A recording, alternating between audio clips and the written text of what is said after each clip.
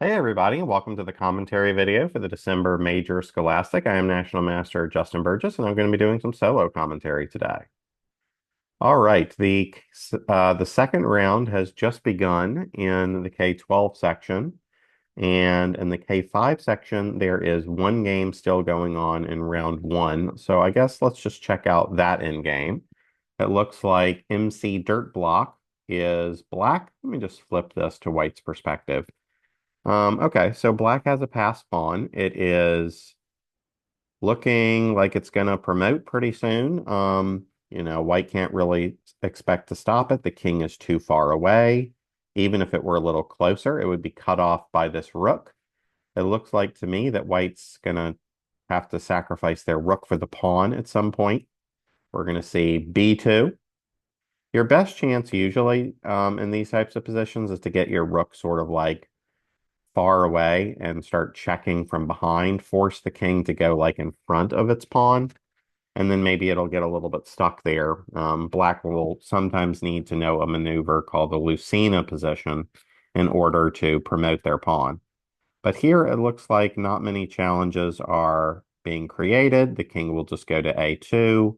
The rook will pin the pawn. The king will go to A1. And then after that, there's no way to stop promotion. The rook will have to sacrifice itself for the pawn, and we'll see if MC Dirt Block can do the king and rook checkmate.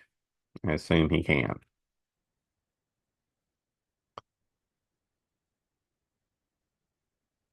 All right, so actually that game should be a pretty easy win for black. We can check later and make sure that that happens, but after king A1, the game should be over shortly. So let's head over to the K12 and check out the top board. We've got Surya Raghav's son versus Axel 8289. It looks like here we had knight f3 and then e5, which is probably the worst move on the board, if I'm being honest, versus knight f3, because it's the only way to lose a pawn in one move. Knight captures e5, knight c6, knight takes d takes, opening up all the black pieces. At least black has quick development here, even though they're down a pawn. g3, bishop c5, bishop g2, bishop g4. Pinning the e2 pawn. It's kind of a funny position. h3. If queen to d4 threatening checkmate, then I guess white was going to castle to defend it.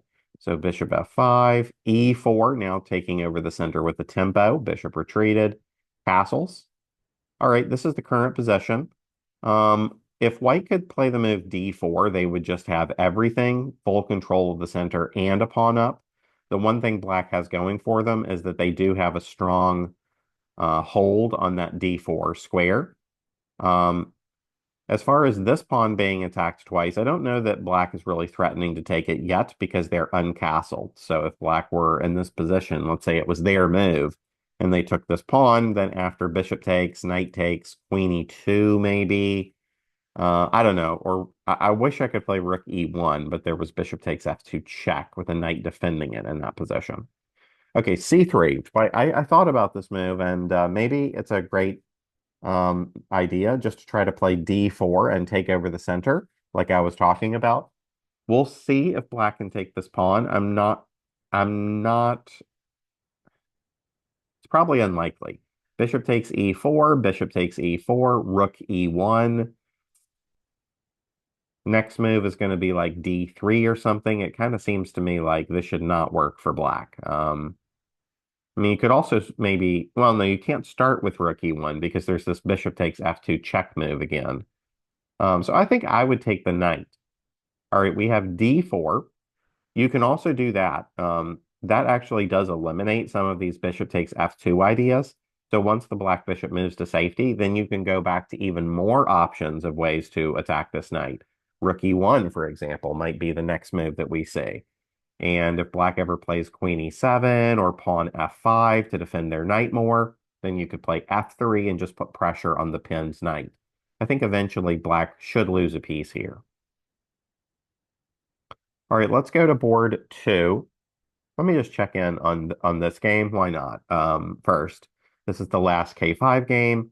Black has ended up getting a rook ahead, and somehow the king has gotten chased all the way from this corner where we left it to the other corner, but looks okay. Usually, yep, perfect. You want to just bring your rook closer to the king and make the box of squares that he can go to get smaller every turn with your rook if you can. And if you don't have a rook move that makes the box get smaller, then you would want to do a king move instead. So here, do we have a rook move that makes the box smaller? Nope, because the king would take it. So instead, we just bring our king closer. Perfect. And after king h8, then we have a checkmate with rook to h6. Instead, black doesn't see it, but they're setting up for a checkmate next move. There we go. So round two will start soon in the K5. We will check out some of those games, of course. We're probably going to do the commentary video until the conclusion of round two of the K12, whenever that is. All right, so let's go to board two. We've got R of G0514 versus C4L, a DTS. We're joining the game with black having an extra piece. Let's just see how that happened. This Sicilian A6, I always forget the name of it, but I know that C3 is considered the best move.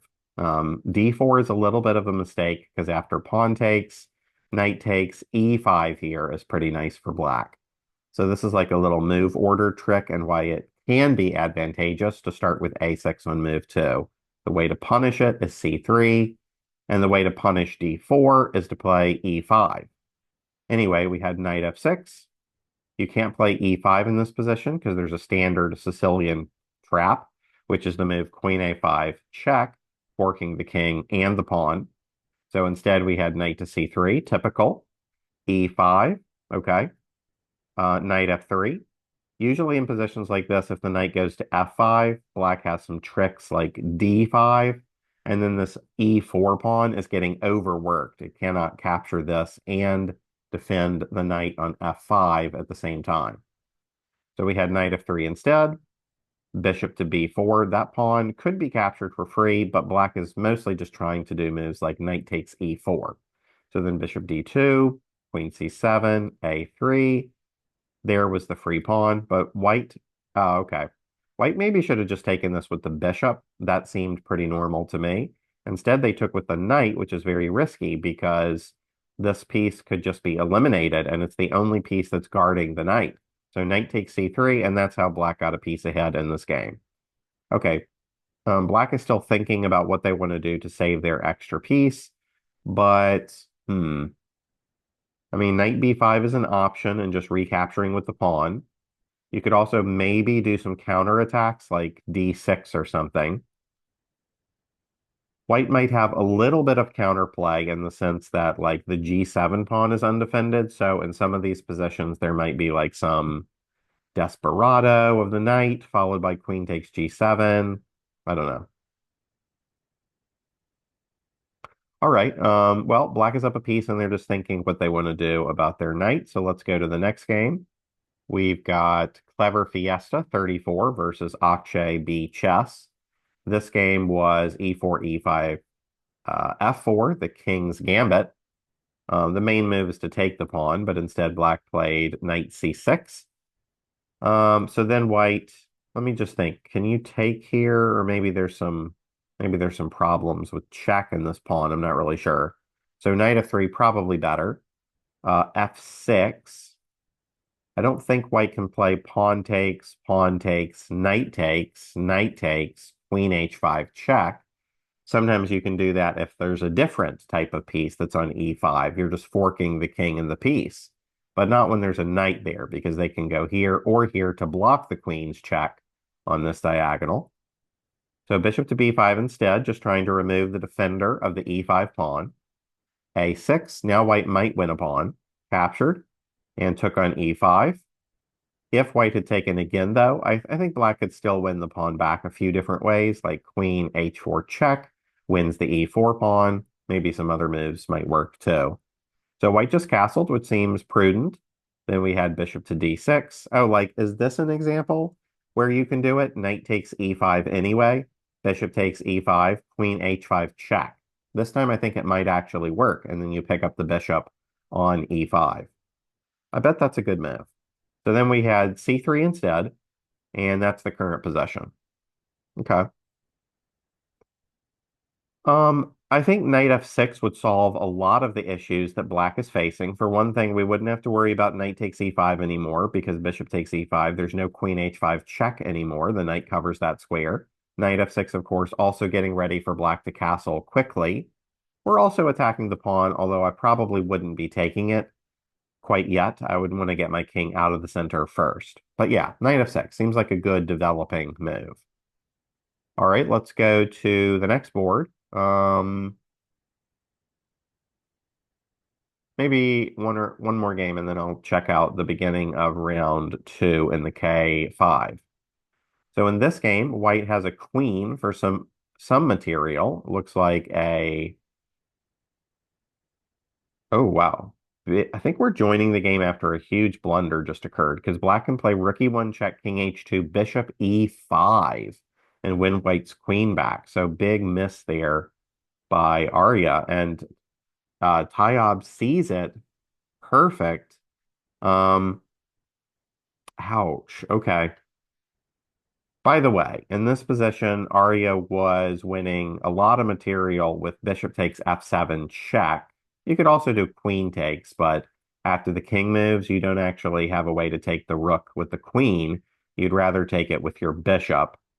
And also, by the way, I thought for a second that queen back to f6 would be mate, but the bishop controls this whole diagonal. So bishop takes f7 followed by bishop takes e8 would have basically left Arya up so much material that they would eventually win. But instead, we had rook d7 tripling up on the f-pawn and leaving the back rank vulnerable. Check bishop e5. White still can do bishop takes f7, but this time it does not attack the rook. The king just slides to safety, and the pin is remaining. After this trade, I suppose black will be up an exchange. Two rooks versus a rook and a bishop. I think black has more pawns also. No, I guess pawns are even. So, okay. We'll see if black can convert this, but that could be a pretty big comeback. Might as well check out the last game before we go to the K5 section. So that would be Siddharth Dagala versus Myra Parikh. And let me see. In this game, it looks like Siddharth has a big material advantage. Let's see how that occurred. This is a very dangerous opening. If you're black, you really need to know how to defend against this double attack. And if you don't know exactly how to defend, then there's a very easy solution. Just don't play knight f6. Play bishop to c5 in the future instead. That way your queen defends this g5 square for one move longer. And it means that if a knight goes to g5, you can just take it with your queen. Um, Plus, by developing your bishop, by the time you finally move your knight, when white plays knight to g5, you'll just be ready to castle, and the rook will be the piece that defends the f7 pawn. All right, so let's see if Siddharth knows all the right moves to defend. d5, that was the correct move. Pawn takes, knight a5, excellent. I mean, you can definitely play like this if you know all of these moves, no doubt. Sometimes I see kids just have no clue what to do against this knight g5 move, and they end up losing a lot of material, but that's not going to happen to Siddharth. He knows what he's doing. Bishop b5 check. The main move here is c6, pawn takes, and recapturing with the pawn. But Siddharth played bishop to d7, which I'm sure is probably a move also. The white bishop retreated to d3, and black played bishop g4. Let me speed up a little bit. I'll say if I see anything notable. Knight c3 to get a free tempo on the queen is just begging to be played at some point. Okay. Now it's too late. I really think white waited too long. They should have just played knight c3. It was a free tempo for many moves in a row there. Black, it looks like to me, is trying to do something to pin this knight, maybe. Ooh, knight b5 blunders a rook. So there's our first big mistake of the game. Probably should just play something simple like bishop to b2, keep developing your pieces, line up with the black queen, give your knight more protection. Lots of reasons to like bishop to b2. All right, let me get caught up with the current position. Okay, black is up 9 points of material. If they could get two rooks to the back rank, they could just threaten checkmate. Maybe you could do something like that. Rook F1 and then Rook E1, something like that. All right, let's head over to the K5, check out some of those games. First game, it looks like is this one. Victor Vapu versus Ari001. We had a Sicilian, an Alpen Sicilian with C3. The idea of the Alpen is instead of going knight F3, D4, and recapturing with the knight, you go C3, D4, and hope to recapture with the pawn. Black usually tries to prevent white from playing D4 right away by attacking this pawn, either knight F6 or D5. And so that was played, knight F6, E5, knight D5, bishop C4, knight B6, attacking the bishop, bishop B3. I believe all of this is just common theory, D6, and this is the current position. Okay. I would guess that there's probably still games in this position, and probably E takes D6 is the main move. Let me just check. There are games in this position in the Masters database. I'm sure on Lee Chess there's probably been tons. Oh yeah, 34,000. But in the Masters database, it looks like E6. Interesting. I don't know anything about that one. That's a pawn sacrifice. I wonder what the idea is. Pawn takes, knight F3. Maybe it's just kind of like slowing Black's development down. Now you can't play bishop to E7, so you have to go this way instead. I don't know. Interesting. Instead, after a long think, Victor plays D5. That's got to be a mistake because that just gives away this pawn for free. Um, I'll just go back to the Masters database one more time, but I doubt anyone has played D5. That seems, yeah, just loses a pawn. Okay. So either E takes D6, which I think is the normal move if you've never seen this position before. E6, apparently, if you've seen it before, is interesting also. All right, let's check out board two. We've got Arnav Menon against MC Dirtblock. Black is up a pawn. Let's just quickly see how that happened. We had an exchange in the center right away. Usually you don't want to block your C pawn in D4, D5 openings. You want to use your C pawn to either go to C6 or C5. So knight C6 may be a little bit unusual, blocking in that C7 pawn. Bishop takes F6, maybe a slightly interesting decision, not one that I would normally choose in my games. The idea, it looks like, is to try to win a free pawn. Black played knight E7 to defend it.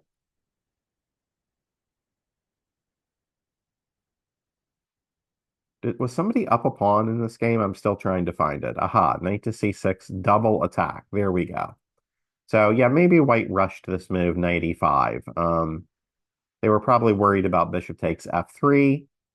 Maybe B4 needs to be prepared a little bit because this pawn turned out to be one of the pawns that was undefended after knight C6. If white could have played F4 here without losing the B4 pawn, probably their decision would have still been okay. Okay. So yeah, it looks like a great position for black, just up a pawn. There could be something here with like F5 and H3 and trying to like trap this light square bishop a little bit. F5 could also threaten some F6 stuff, making a very strong pawn on F6. So yeah, we are seeing this. I think if Arnav Menon, or sorry, if MC Dirtblock is gonna get some counterplay for his pawn, this was definitely the way to go. And I guess Black didn't really have a great way to get their bishop back to safety prior to this happening because the D5 pawn was getting attacked. Hmm. Interesting, interesting. Okay, so F5, I definitely think Black has some problems to solve now, even though they're up a pawn. Next position, we've got Charvitha 29 versus Babu 15. And let's see, this was called the center game where white plays D4 before the move knight F3. That's the Scotch game when you play knight F3 and then D4. The Scotch game or the Scotch gambit, depending on whether you recapture right away or not. But D4 without the knight being able to recapture is called the center game. It's considered not as good. as the Scotch, I would say, because after pawn takes, you have to take with the queen, and that just gives your opponent a free tempo. So now your pieces are kind of having to waste moves retreating. The main move here in the center game is queen e3, but instead white played queen c4. Let me just catch up with the other moves. Ooh, could be a discovered attack on white's queen if they're not careful. There it is. The queen is trying to keep the bishop defended. If I were black, I'd just keep attacking this queen. Oh, actually, d5 might win the game because it's a discovered attack on white's queen, plus the d5 pawn will attack the bishop. So that might have been missed. Bishop to c6. White took on f6, maybe to try to save their e4 pawn, which was getting attacked a few times. Knight f3. Bishop takes b2. Okay, that's defended by the queen, though. All right, this is the current position. It may look like black can win a pawn with bishop takes e4, but I think they can't because then white could play bishop takes f7 check. Actually, hold on. If takes, check, rook takes, queen takes, the problem with all of this is that it leaves the b2 pawn undefended. So then black can play bishop takes b2 and trap white's rook. So maybe this was a good move, bishop takes e4. Instead, we had queen f6, double attack on the b2 pawn, and that's the current position.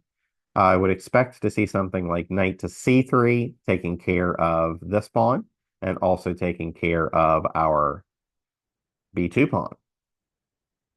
All right, and then the last game, I think, yes, might as well check that one too. We've got Unicorn Tails, and they are doing a great move as we're joining the game. First of all, they're already up 6 points of material, but they've just played queen takes e8 check, which even if black had made an escape square for their king already, this would still probably be a good decision because you're giving up a queen for two rooks. Two rooks is slightly more valuable than a queen. But on top of all of this, black has not made an escape square for their king. So after rook takes, black is going to have to give up their own queen. So the result of all of this, I think, is that white is collecting both rooks and the queen, and all that they're going to have to give up is one queen and one rook. Black is losing a rook in this exchange. Rook takes e8, queen f8, rook takes f8, king takes f8, and white has one extra rook and one extra minor piece. Looks great for Unicorn Tails. Was there anything earlier in the game that caused a big material imbalance? Let me check. Ah, sometimes people get a little too excited to open up their opponent's king. You have to know when you can sacrifice pieces and when not to. This is definitely a case where it's not going to be enough for the bishop that you're sacrificing. White's king still very healthy here, very safe. One piece by itself is not usually enough to cause damage to the white king. And you'll notice that the black queen doesn't even have a way to check the king anyway in this position, at least not safely. Sometimes the king can also just slide over to the H file and white can use the G file to attack, actually. So more advisable in the future in this type of position to just play a safe move like bishop to H5 and, keep your pieces safe. Also, rook E8. It's a free tempo on the queen. All right, let's go back to the K5. Nope, sorry, K12. Check in on all these games. First of all, Surya Raghav's son has gotten to a winning endgame. Let me see. We left it when he was up a pawn in the opening. It turned into more than a pawn because black decided to take this pawn on e4 before they were castled. And white did exactly what I was talking about. They played rook e1. They just put pressure on the pinned knight, and they took it for free. And so that is how white got farther ahead in this game. A good lesson or a good tip for the future is be very careful about capturing these undefended center pawns when your opponent has castled and you have not, because then they're just going to like bring their pieces to the open file and you're going to end up in these pins. All right, not much to talk about here. Surya can either like keep promoting his a pawn or take the pawn on g7. I guess he's just thinking about what's the best way to do this, but everything is going to be good. Over here, let's see. What was this game? Oh yeah, so black was just up a piece, and they did settle on knight to b5 eventually. They got castled. They got a free tempo. Rook d8 is maybe a little strange, but I can see why black did it. They didn't want to like leave their back rank too vulnerable since they're so undeveloped right now. This is a lot of like back and forth stuff though. Like maybe just make an escape square like h6 or something so you don't have to keep moving your rook back and forth. D6. Finally, black develops their light square bishop. Now we just have to stop checkmate. It's convenient that the bishop guards h3, so we don't have to worry about queen to the h file.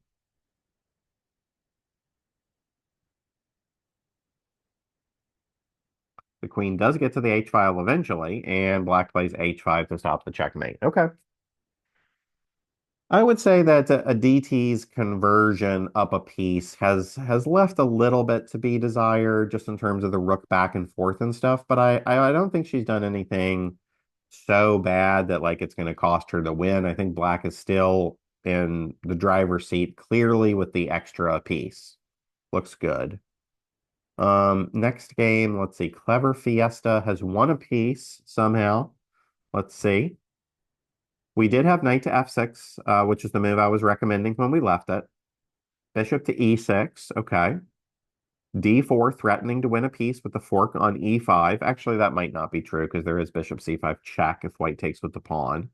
Ooh. Oh, wow. Well, okay. So c5 is funny because that makes what I was just talking about a reality again. After pawn takes c5, there is no bishop to c5 check. So that just won a free piece. I wonder if Akshay miscounted there or what happened. But and then there's another piece. Ouch, with e5, bishop g5, putting more pressure because you can't actually take this right away. The rook is undefended. So bishop g5, bishop takes. White, yeah, white's up so much material, they're just collecting a bunch of things. Okay, my recommendation to Akshay would be, I mean, everything was going pretty well, but you do need to watch out for d4 and this fork idea on e5. So a few ways to stop that. I mean, you could play c5 right away before the pawn gets to d4. You could also try pinning this knight instead of putting your bishop on e6, because that would be one less white piece that could be able to like recapture on e5 or defend e5 later if you pin their knight. All right. Let's go to the next game. It looks like Tayyab, I don't know how to say that, did win versus Arya. That was the game where, oh yeah, where black found that rookie one check and bishop to e5 to end up an exchange. Ooh, and then it looks like maybe white forgot about en passant, which gave black another pass pawn.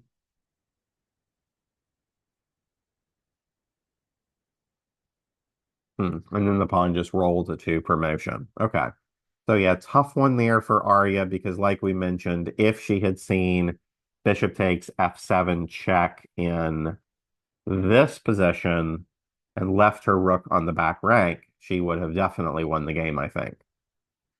Okay, and then Siddharth Dagala did win his game versus Myra Parikh. That one, we left it where black was up 7 points of material. So yeah, nothing much left to discuss in that game, I think.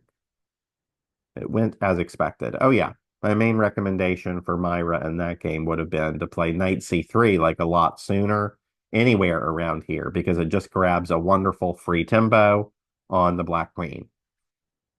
All right. So now I think we've checked the K12 games. Let me just make sure that's all of them. There's only two. Yep. Let's go back to the K5. Viktor has played some moves. D5, knight takes e5, bishop f4. The knight retreated to d6. Queen e2, which is threatening some bishop takes d6 stuff. So knight f6 so that the queen covers that threat. A6 to stop like queen b5 check or knight b5, I'm not sure. A4 to try to bother the knight. That's the current position. Okay. Ari in particular has been playing this game very slowly, even though he does have a good position and an extra pawn. At some point, he's going to need to develop his king side, and this pawn on d5 does make it pretty difficult for black to move their e-pawn one step or two steps. So I would tend to want to play g6 and bishop to g7 and just fee and Kato the bishop, so that we could get castled that way.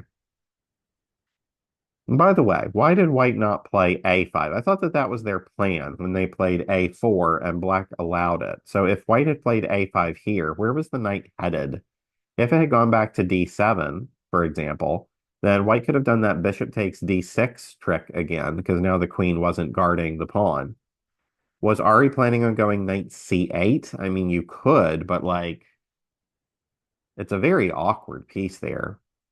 So I don't know. I'm a little surprised we didn't see A5, but maybe we'll see it later. I feel like Ari is kind of struggling to come up with a good plan so that he doesn't lose this pawn. Hmm. Knight H5 is a move that comes to mind because we're just trying to deal with the bishop that keeps causing trouble on this diagonal. If that bishop were not a problem, then after A5, we could just play knight D7, no worries. And then after that, play G6, bishop G7, castle. So maybe knight H5. I don't know. All right. MC Dirt Block is up a piece, but it's for a lot of pawns, apparently. I forgot what game this was. Oh yeah, so this was the game where we left it after F5, and I was getting a little worried about black's light square bishop. Queen E7 attacking the E5 pawn, H3 trapping the bishop, bishop takes, so just a desperado there. And black contented themselves with the two pawns, even though they lost their bishop. They got two pawns for it. Rook F3 to stop Queen G3 check. Queen F6, Queen D4 to try to force a queen trade. Okay, so that's how we reached this endgame. Hmm. I think I like white's position more, but it is a little tricky, honestly. Maybe I shouldn't like white's position more. I don't know. Black can just come up here and then start to make a pass pawn. Like King H6 and G5 is definitely what I would do if I were black. That helps the H pawn become a pass pawn, and it also helps the black king get to a square that maybe could help eliminate this F6 pawn. Black just played A5 because they didn't want to worry about knight B4, which is fair. King C3. I don't actually see what that does. So if I were black, I would continue now with the plan I discussed, King H6 and G5. But you could also consider this, where you go Rook E4 and just try to win the H4 pawn for free. I feel like white has been kind of misplaying this a little bit. And the more I think about it, the more I'm starting to prefer black. I mean, if this is the reason that white has, or if this is like white's advantage, this extra knight, it's certainly not doing much at the moment. Yep, we are seeing this. Okay.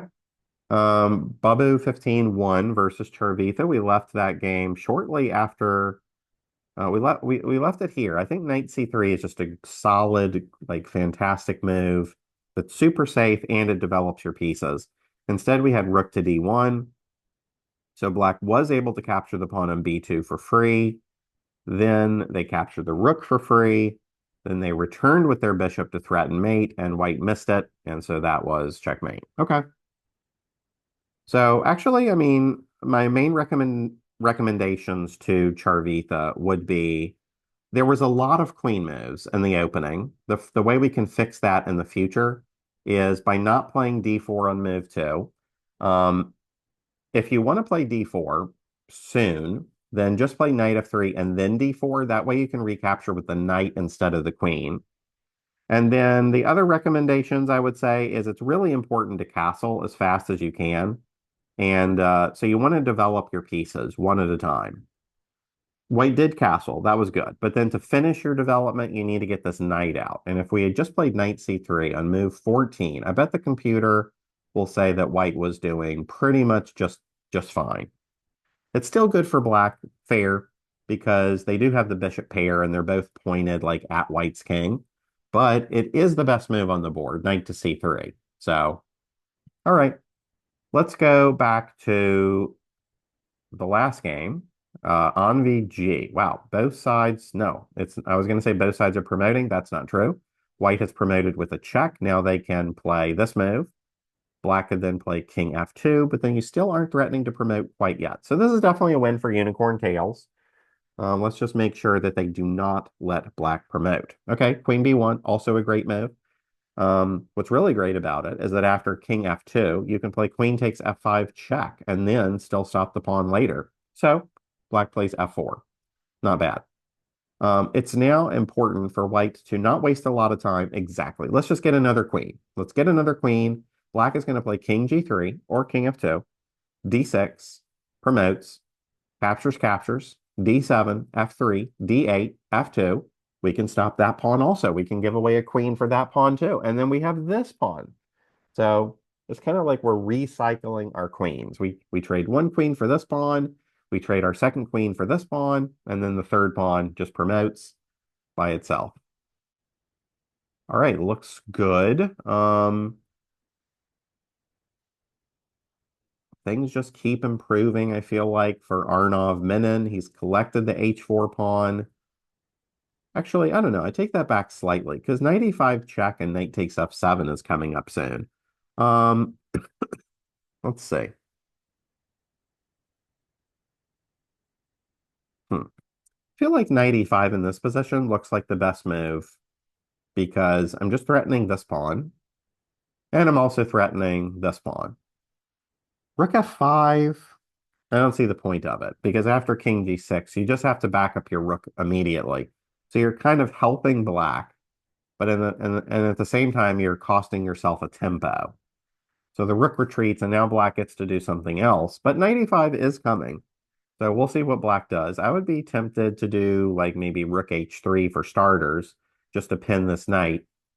Yeah, that just got played. We will see white probably move their king, though, to get out of the pin somewhere. And then knight e5 check will be an issue again. I'm not worried as black about losing the c6 pawn. Who cares? But I am kind of worried about knight takes f7 happening soon because then the knight will get, retreat out of there and the f pawn will start rolling. And I feel like with the rook behind it also, that pawn could be super dangerous. Hmm.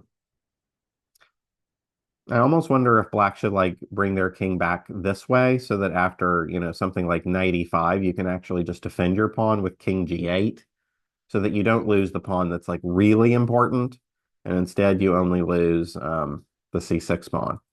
Okay, rook h4, but now I think we're going to see knight e5 check and knight takes f7, and it's back to like anybody could win this game. I have no idea what's going to happen. All right, I guess I'll go back to the K12. Um, Let me just answer this question. The players cannot see the spectator room chat. Okay. So let's see. Surya Rogov's son did win versus Axel. We knew that was going to happen. Then Arav G versus Aditi. Oh, wow. What is happening? So this was the game where Aditi was up a piece. We're joining it after rook takes d8. I'm trying to understand this move for a second. So rook takes d8. The idea is knight takes e6, and then the black f pawn is pinned. You can't take it because of rook takes g7 check. Looks good. Oh yeah, somebody was even mentioning that in the chat. Rook takes d8 followed by knight takes e6 works, right? Okay, let me back this up. I feel like this was the game where I was saying Aditi's conversion hasn't been the best. Um,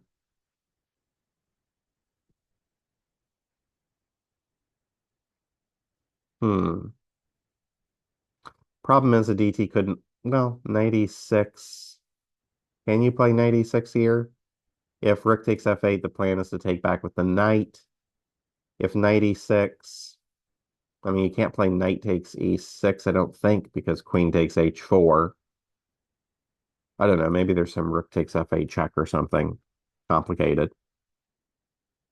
Yeah, look, kind of looks like white is just going to win this game after all. Um, okay, well, we'll see. I'll give some recommendations at the end of the game if Aditi ends up losing, but it looked like a game that she had a win in the opening, just up a piece, but It's all turned around. Clever Fiesta won his game up a piece. Oh yeah, that was the game where white was allowed to do a fork on E5. Okay. So we're down to one game left in the K12. Let me go back to the K5 where we have two games going. So one of them has finished. Unicorn Tails. Let me see if they did sacrifice all their queens for pawns. So the first queen was given away for the G pawn. The second queen was given away for the F pawn, exactly. And then white was able to promote.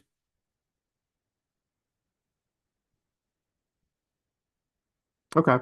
Usually what you want to do in the future is make sure you get your queen like in front of the pawn as fast as you can. In this case, let me see. I guess all of these moves were probably okay. I'm surprised about king e3.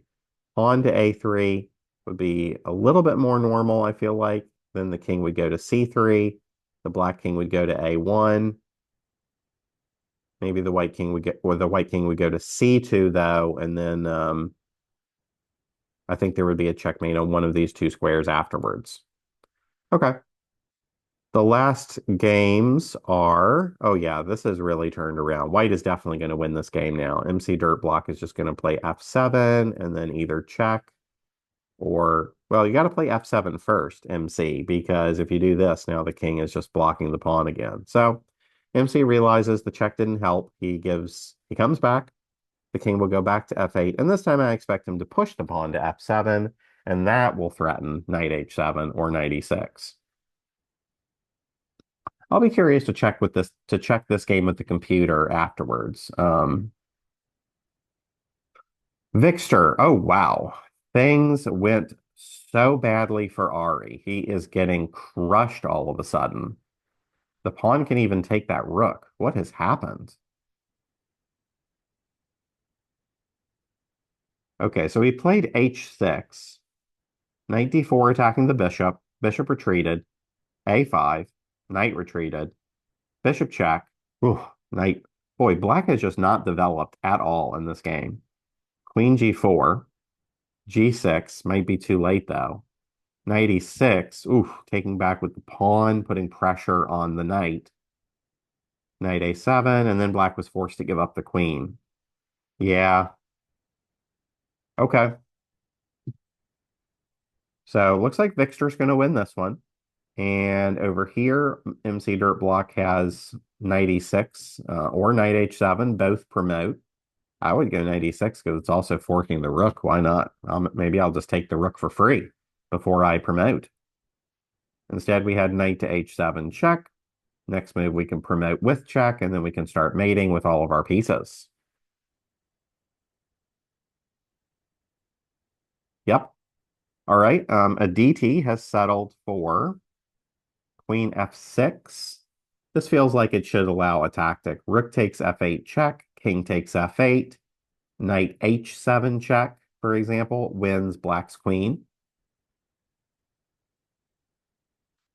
Is there anything better than that? Kind of hard to imagine. Rook takes f8. Yeah, I'm definitely doing that.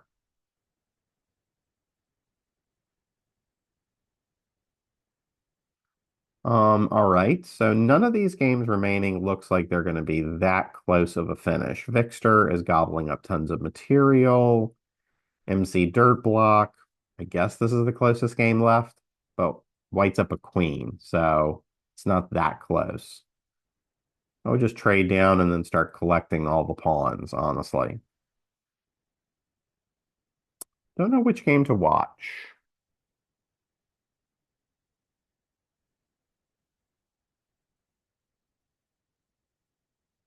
Ah, we saw something unexpected. White played knight takes e6, allowing a queen trade. Queen, or not a trade, a sacrifice of a queen.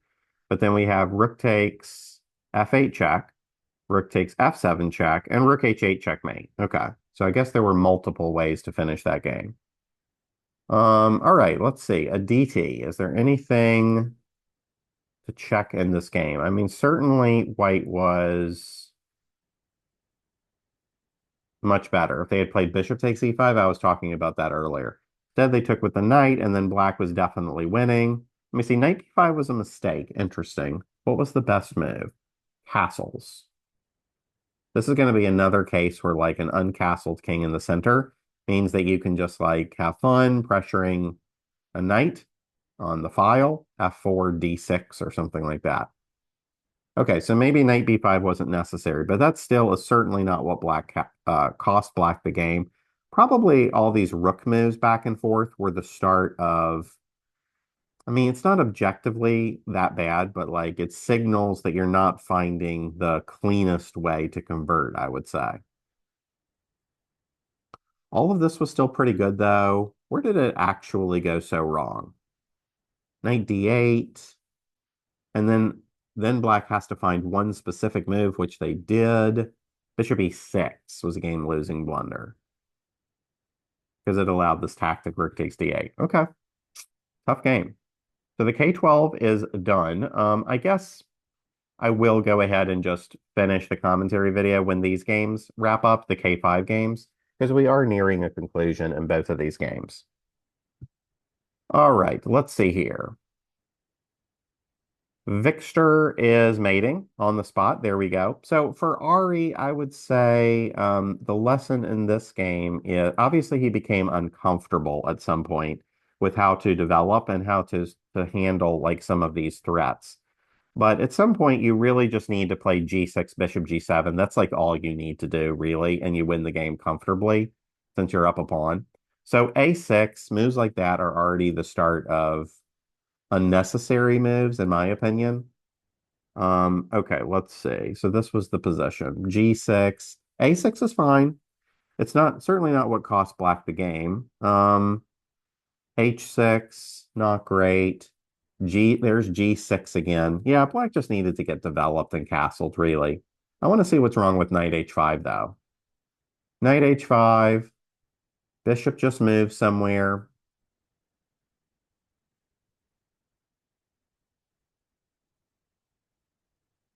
Yeah, fair enough. I guess my if my knight is not going to get to capture the bishop, then what's the point? There's nothing special about putting my knight on the side of the board. Okay, so anyway, Ari, I think Ari just felt uncomfortable about how to develop this dark square bishop, and so it kind of never happened. All right, and then the last game is also finished. MC Dirt Block wins with his extra queen, check, and mate. Is there anything I wanted to check? Oh, yes, I definitely wanted to check just like a graph of this game and see, was white always better? I feel like there was a moment in this game where black was just taking over, like when this knight was on A2 and stuff. Black was definitely better here. Rook E4 mistake. Rook takes H4. Black is better. Rook F5 dubious. King G6 dubious. Rook H3 pinning the knight. Okay, here's something, I guess what I'm personally really happy about here, because this is far from obvious, is like one of black's, there's only two good moves here for black. And actually, it's the same idea. You can either check and play this idea, or you can play the idea straight away. But it was the idea I was mentioning. It's not super obvious, but it's King H7, so that when the knight gets here, you play King G8. Basically, I just think it's super important to not let white capture this F pawn, because when that happens, white just promotes the F pawn. It looks kind of unstoppable to me. The rook is already behind it. The knight is just moving out of the way, and then you can't stop the pawn. So, tricky idea. King G8, marching the king backwards. All right, I'll check out the standings. These are not the final standings, but after two rounds in the K5, we have 2 out of 2 for 3 players. Victor Vapu, 12-24, Babu, 15, and MC Dirtblock, 12-14.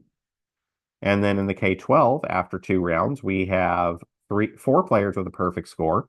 Vidor Ganesan, Clever Fiesta 34, Surya Raghav Sun, and Arav G0514. Followed closely by Adarsh 14 at 1.5. All right, well, those were some fun games today. Hope you guys enjoyed the commentary video. If you enjoy seeing these, don't forget to leave us a like on the video and subscribe to our YouTube channel. Thanks everybody for playing, and we hope to see you again online next week. Bye.